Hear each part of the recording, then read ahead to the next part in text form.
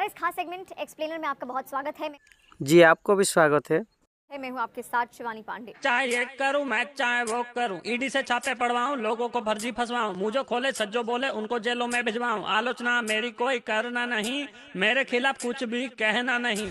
किसानों पर मैं चाहे लाठी पड़वाऊं, अडानी संग यारों मैं दोस्ती निभाऊं। घूम घूम के दिन भर बस मैं फोटो खिंचाऊं, मणिपुर का नाम है तो मुंह छुपाऊं। गरीबों को देता जाऊं महंगाई की चोट, ईवीएम से सरकार बनाऊं, बाढ़ में जाए वोट। मुझे कोई रोके नहीं, मुझे कोई टोके नहीं, कोई साथी ऐसा नहीं जिसे दिए धोखे नहीं। मंदिर मस्जिद करके असली मुद्दे भुलाऊं, झूठे वादे करके जनता को मैं बहकाऊं। सब कुछ बेचूं बेचूं चाहे भेल या फिर गेल, जनता को मैं मूर्ख समझूं, समझे ना मेरा खेल।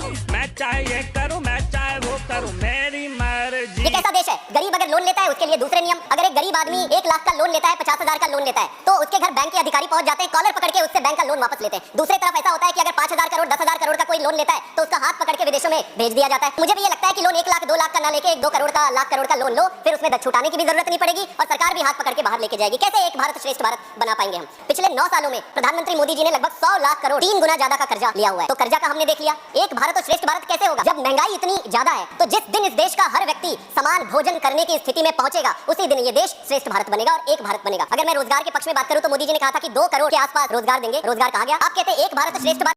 अब हम आएंगे उत्तर प्रदेश के लोकसभा के चुनाव, हैरान कर देने वाले और हैं। ये केवल राजनीतिक पार्टियों के लिए ही नहीं, ये राजनीति पंडितों के लिए भी आश्चर्यचकित कर देने वाला था। हालांकि सबसे अलग नतीजे आए हैं फैजाबाद यानी कि अयोध्या लोकसभा सीट से, जहां लालू सिंह 50,000 वोटों से हार गए। और हर किसी के मन में ये सवाल है कि यहां बीजेपी राम मंदिर बनवाया और बहुत धूमधाम से पालित किया, और यहां कैसे वोट हार सकता है? लेकिन नतीजे अब सामने हैं तो मानने में कोई गुरेज भी नहीं है। राम मंदिर अभिषेक होके 4 महीने बाद के वोट ही फैजाबाद लोकसभा चुनाव में बीजेपी हार गई, जिसका हिस्सा अयोध्या भी है। पूरे चुनाव प्रचार में राम मंदिर का जिक्र किया गया, जिसमें एनडीए को 71 से 73 सीट मिलने का नतीजा थी। उस एग्जिट पोल खरीद कर दिया गया था, फिर भी चुनाव हार गया। भाजपा 370 सीटों के अपने लक्ष्य से काफी पीछे रह गई। लेकिन इस हार के पीछे बहुत कारण है और आपको मैं दिखा रहा हूँ, ये देख लीजिए। मुद्दे इसमें थे जो केंद्र में थे। अयोध्या के कई गांव के लोग मंदिर और एयरपोर्ट के आसपास हो रहे जमीन अधिग्रहण से नाराज थे। राम मंदिर से पहले यहाँ निषाद समाज नहीं था, गुप्तार घाट नहीं था, था कि नहीं था? था ना? तो उसके पहले हम यहाँ अपना जीवन जीते थे। जो मेरा था चला गया, अब सरकार में है, किराए पे है, जब चाहेगी सरकार निकाल देगी। तब रहा तब अनाज बा, तब तो सीताराम का भनक खाने में जाता रहा, तब हो नहीं जाता। 22,000 करोड़ का विकास 5 साल में लालू ने करवा दिया, क्या लाभ मिला?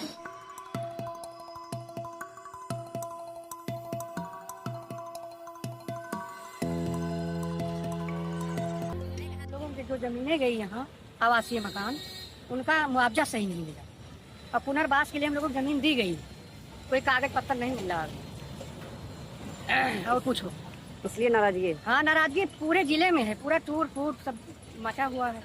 जो मेरा था चला गया, अब सरकार में है, किराए पे है, जब चाहेगी सरकार निकाल देगी। ये क्या कारण रहा होगा हारने का? हारने का कुछ लोग ऐसा कर रहे हैं कि जैसे अपने यहाँ लल्लू खड़े हैं, हाँ, अब 2 बार की विधायक रह चुके थे पहले, हाँ। फिर सांसद हो गए, मंत्री जी ने पचासी थोड़ा गलत चुन लिया, किसी और को चुनते तो कोई हाथ निकल जाती है। संसद लल्लू सिंह को हराया, खुला विरोध किया, जितना कर पाए। हार गई, विपक्ष वाले अपनी गलत बात को सही साबित कर ले गए कि संविधान बदल देंगे, आप वोट डालने का अधिकार खत्म कर देंगे, और ये अपनी सही बात को नहीं साबित कर पाए, वो इनकी गलत बात को साबित कर ले गए विपक्ष वाले। मेन कारण तो यही था। हार का कारण उन लोगों की गलती है। हार का कारण है कि जो हमारे निषाद समाज है, यहाँ से पीड़ित थे, सबके यहाँ दुकान बना हुआ था, अयोध्या वासी से परेशान थे। उसके बाद में हम लोग गए कि हम लोग को दुकान दिया जाए, तो लल्लू सिंह बताए कि हमेशा राज बदलता है, आज अभी तुम लोग कमाए हो, कोई और कमाएगा। जितने गुजरात के आए हैं काम उनको मिल रहा है, अयोध्या वासियों के कोई काम ही नहीं मिल रहा है। जो यहाँ अयोध्या वासी हैं, निषाद समाज नाव चलाता था, वो वहाँ लाके नाव डाल दिए हैं। और राम मंदिर की भव्यता ने बाहरी लोगों को तो प्रभावित किया, लेकिन शहर के जो निवासी थे इससे असुविधा में आ गए, वो नाखुश थे। बहुत कम अयोध्या वासी मंदिर में जाते हैं और यहाँ पर अधिकांश भक्त बाहरी हैं, यानी कि बाहर से ही बहुत सारे भक्त यहाँ पर आते हैं। वो राम को अपने आराध्य मानते हैं और राम हम सब के लिए आराध्य हैं। लेकिन लोगों को अयोध्या में ये डर है कि बाहरी लोग अयोध्या आके उनकी आजीविका छीन लेंगे, तो वो कैसे अपनी आजीविका चलाएंगे या फिर वो कैसे जीवित रहेंगे। कम से कम 65 से 70 सीटें तो यहाँ पर बीजेपी को जीतनी ही है, लेकिन जिस तरीके के नतीजे सामने आए हैं उसने हर किसी को चौंका दिया है।